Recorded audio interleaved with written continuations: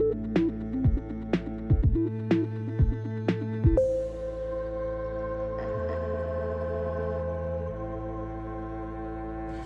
guys, welcome back to Release the Craftin. Priscilla here with a little tarot card unboxing for you guys. Did you know that Christina Ricci made a tarot deck?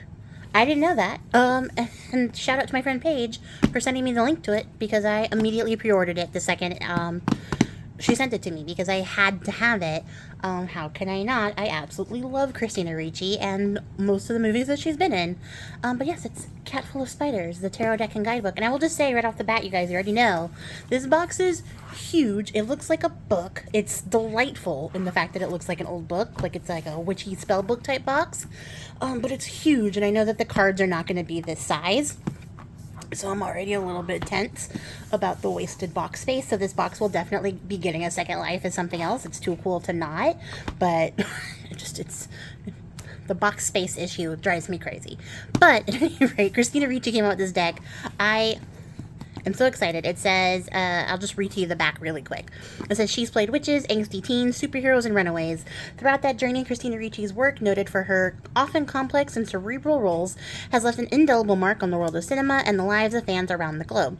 Inspired by her work and life, Christina Ricci's Cat Full of Spiders tarot deck and guidebook takes us a realist dive into the cinematic subconscious of the iconic actress. Featuring a personal foreword by Ricci, creative direction by Mark Hampton, and deluxe custom artwork by Felipe Flores. Felipe Flores? I don't know how to pronounce that. The book gives fans a retrospective look at Ricci's personal and professional journey as told through tarot.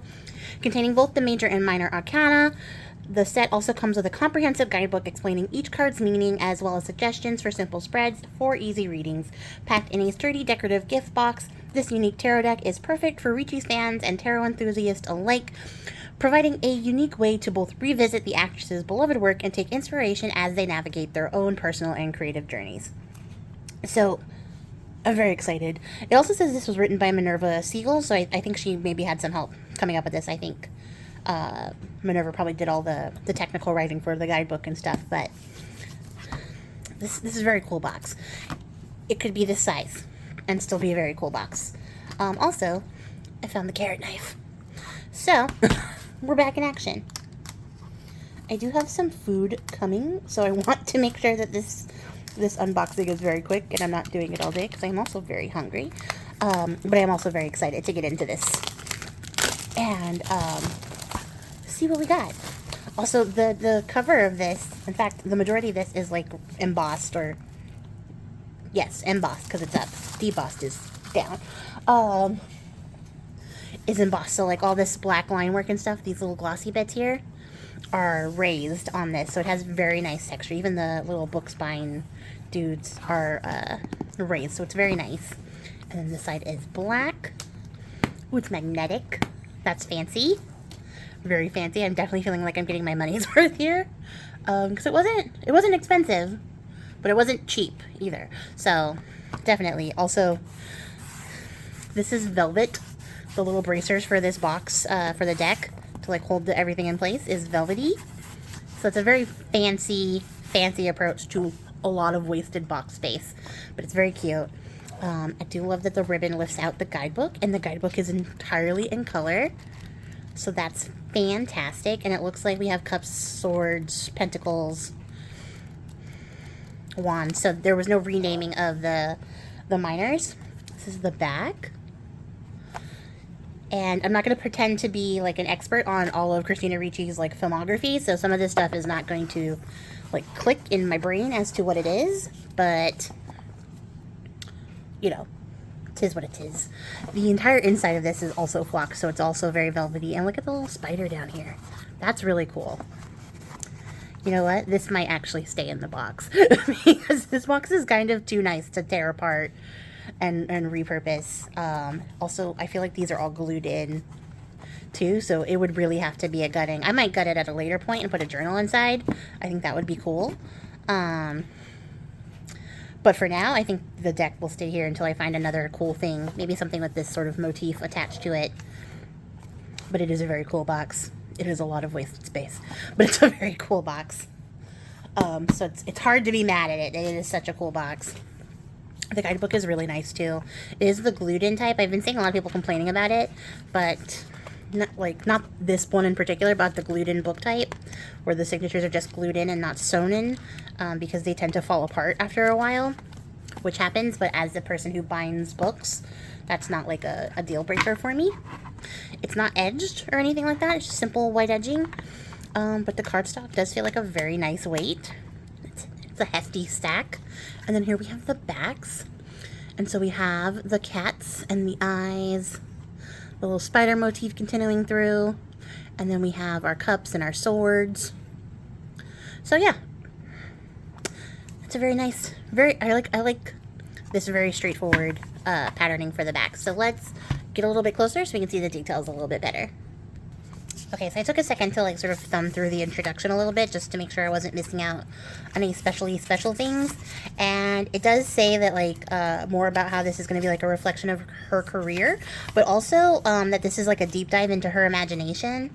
And each, like, it looks like each of the minor arcanas features like a different main character in a different sort of setting. So it says like there's Marlena, Angela, Winnie, and April, and then like each of them have different lives and stuff. And I'm not going to go into all of that, but it's very interesting. It's a really interesting dynamic. So I'm very excited to see what that's about. But I'm not going to stress myself about trying to guess who was from what movie or anything, because it seems like most of it is like her own intellectual property and her own ideas and influences, and like we might see like the vibes or aesthetic from other movies and stuff that she's been in, but we're not going to get like one for one like this is her as Wednesday and this is her as this person kind of deal. But we'll see. This is still really cool. It's really pretty. The card fronts are matte, which I really like, and I also like this art style a lot. I think this was the perfect art style. We have the Fool here, so we have a young girl, and then we have these like wolves in the background that could be like her companions, but they could also be signaling danger, which I think is very appropriate for the Fool. And then we have the Magician, literally magicianing, which is fantastic. I also love this autumny background. And then we have the High Priestess, and it's kind of giving death from the Sandman series a little bit, but I also just really love it. It's very nice. I like the intermix between the black and the white and the color and like the monochromatic background and how it's sort of reversed. That is a very cool interpretation of the card. And then we have the Empress, who is definitely giving Empress. This green is really vibrant. Like, I know it's probably popping on camera too, but it's also very vibrant in person. So the colors here are really going off when there are colors are being used. And then we have the Emperor, also giving spooky, with these like little pumpkins and autumnal background with the crow. I love that too.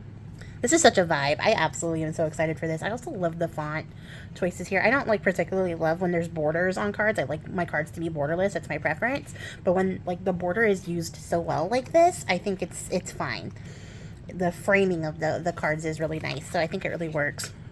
And then we have the Hierophant, which is giving sort of like Art Nouveau goddess. I love that. Also love the owls. Those are super cute. And then we have the Lovers. And like they're little kitties, which is so great. And I wish like I wish I knew where this is from. And we have the Chariot. We have a little futuristic sci-fi set back here. And we have some more cats. So I think, you know, it being called a cat full of spiders, we're going to see lots of cats in here, which is fantastic for me as well. And here we have Strength with this little black kitty. This really great, the greens in here are like just going off. There's a lot of good use of greens and yellows. Ooh, this one I know is Penelope. I knew that off the top of my head. This is the Hermit, and that one's perfect. I actually love that movie. And I'm beginning to think I need to do like a deep dive into Christina Ricci's filmography, because not all of these are like connecting in my brain. I'm not making a lot of connections. This is a really great one. It has all the animals and man represented in the Wheel of Fortune. And here we have Justice. It's fantastic. I also love the red cloak, and the background here still giving like the church aspect. I also like the use of circles in these. And then we have the Hanged Man. And this is fantastic. It's very corpse-like, very cool. It's very hard to not say demure after I say very now. So thank you, TikTok, for rocking my brain. And then we have Death, giving a very dark, very Grim Reaper vibes. I love this city in the background. This is very cool. This hairstyle is insane, though. And then we have Temperance. Would I remember this? What's it from? I'm not going to stress trying to remember it right now. I said I was going to make this video quickly. But I love this. I love the coffee pots. I don't know what this is in the background. A badger? Looks like a badger. That's fantastic. And then we have the devil. And a little torn up Cynthia Barbies. Car keys, a little excess. It says Grady on there. I don't know what this one's from either. So I think the majors are going to connect to her movies, and then the minors are connecting to her stories. This tower one is fantastic. Look how like dynamic that background is. That is great. And we have the star. It's very Gatsby. Very fantastic. I love that. This blue is really pretty against the yellow. I'm really digging this art style too. This is really great. And we have the moon, which is giving me all the anxiety the moon typically does. And you got little dogs in the background, the spider creeping up. And then we have the sun. This is very pretty. This is also like a skull in the foreground. So we don't get totally away from the creepiness. But I love the sunflowers. I always love seeing the sunflowers on the sun cards because I love sunflowers. And then we have Judgment, and it's definitely giving Judgment. There's also like a corpse in the background, which is interesting, and I love the record. And then we have the world. We got all the cats and then this rabbit tied in here as everything is being juggled with the circles. And then we are directly into wands. And we're starting out with the kings first. So these will be like flipped around order because typically it's like aces to king. But this will be king to aces. Which I think will make trying to figure out the stories behind each of these a little bit difficult without the added context. But that's okay. We're not going to spend our time trying to do that. We have the Queen of Wands. I love these. These are like not distinctly gothic, but also very gothic. And that's fantastic. We have the Knight. And the Page. This is a perfect spooky season deck for sure. I love this. The Ace of Wands. Okay, wait, hold on. So we're not going king to ace. We're going the court, then to ace, and going the opposite direction. That's wild. I've never seen decks arranged like that. It's not a big deal because they're going to get shuffled up anyways, but that's just sort of crazy. And the wands are like lightsabers, which is very interesting. This is like a futuristic, I think this is the future city. I did see like a little bit about that in the intro. This like robotic like mother mold,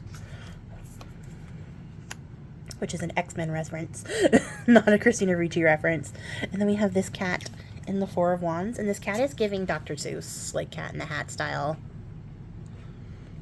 which is delightful. And then we have the Five of Wands, and there's this like headless body being put together.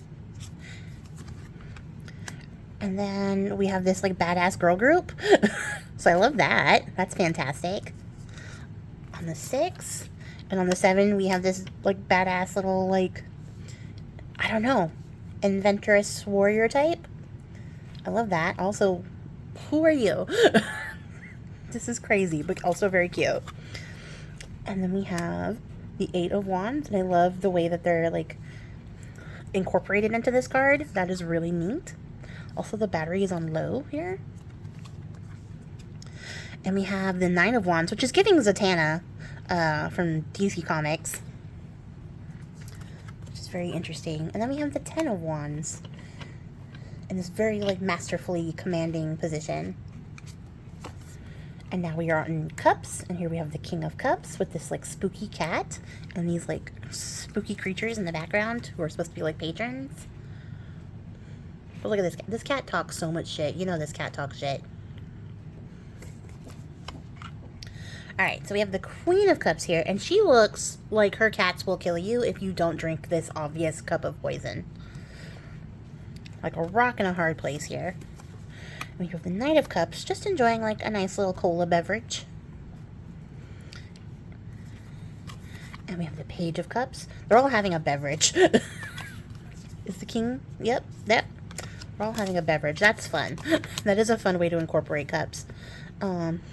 Although she does not look very happy. But her like cat and dog friends are having a great time swimming back there.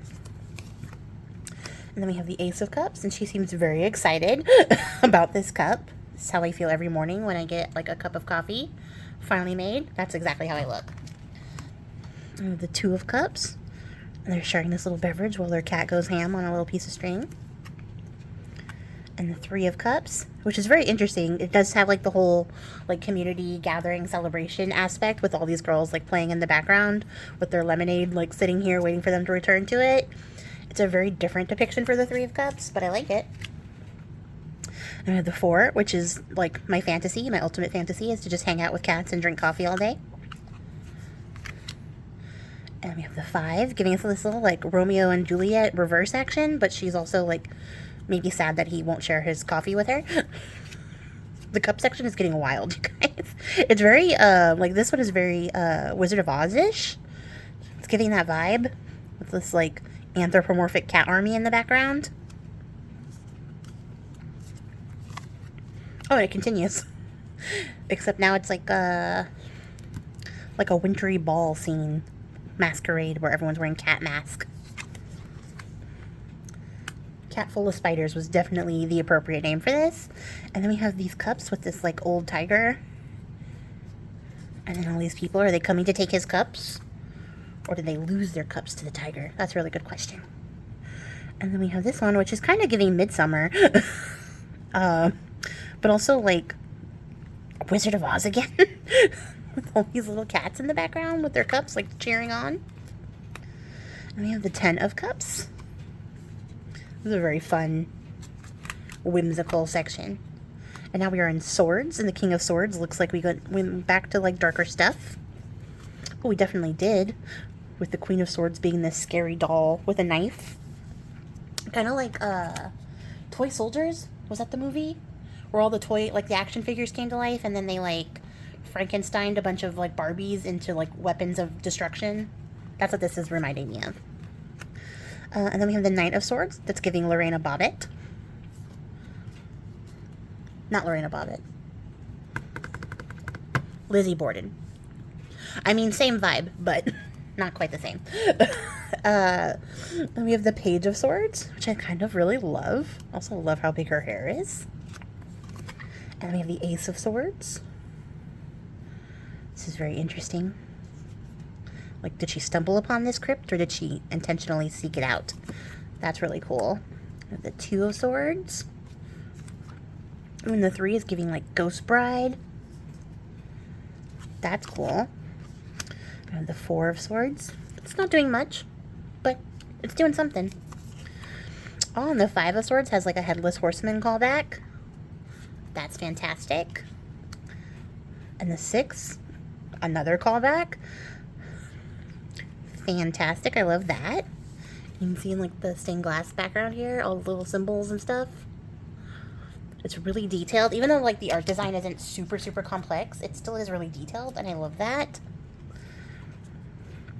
It also has a lot of the similar look to like old woodcuts. This is a great card. But you can see like this style is very common in woodcutting. Like wood cuttings for prints. And I really just like that aspect being incorporated. And then we have the Eight of Swords, which is very interesting. Like, it almost looks like a circle of protection against all these wolves, but it could also be like a prison. So I think that's a really good use of the Eight of Swords aspects, because it can be a prison of your own making. It could also be something to protect yourself from outside things. We have the Nine of Swords. And the 10. This one's very cool. It's very, like, necromancer. And then we have the King of Pentacles, and I love the pop of pink in here. That's fantastic. And they're in a graveyard. And then we have the Queen of Pentacles, who seems a bit more down to earth, a little bit chill. Hanging out here with a bowling ball. It's a little bit retro in this set, I think. We have the Knight of Pentacles. and the Page. And here we have the Ace in this like old school, like 90s type bedroom. Little Valley Port. High school flags and stuff. That's fun. And we have the Two of Pentacles, which is also giving the Morton Salt Girl. But that's really fun. What is this? I can't read the lunchbox. It doesn't say anything. I was looking for deeper meaning. Where there was none. Ooh, we have the Three of Pentacles with this little kraken like coming up to the surface. Y'all are in danger. We have the Four, this delightful little beach scene. The Five, the bowling ball has made a return, accompanied with some more. But also, who's this figure in the background? That's good detail. And then we have the Six. Just forgot Roman numerals for like a hot second. And the Seven. This girl's having a proper cry over spilled milk. It's very interesting. And then we have the Eight of Pentacles. And she's like really action-y, like pulling this pie out of the oven while a skeleton is stealing the pie off the windowsill. And that's hilarious. To me, I don't know if anybody else finds it as funny. And then we have the Nine of Pentacles. And look at that big old grin. That's just so endearing. And then we have the Ten of Pentacles with a cute little Christmas scene. So that's really fun. This deck is really cool. It's very different than other decks I have. And I think I'm going to really enjoy getting to know like the stories behind these cards and the thought process and stuff. They tell very interesting stories. And I like that each of the minor has like its own character and cast and vibe. And it's all these different aesthetics. And I am probably going to get off of here and then pull up Christina Ricci's IMDb page and see what other parallels I can make for some of the images on the cards. And yeah, that's going to be it for me, you guys, for now. Let me know definitely what you think of this deck in the comments below. And I'll catch you guys all on the next one. Until then, I appreciate your faces, guys. Happy crafting. Bye.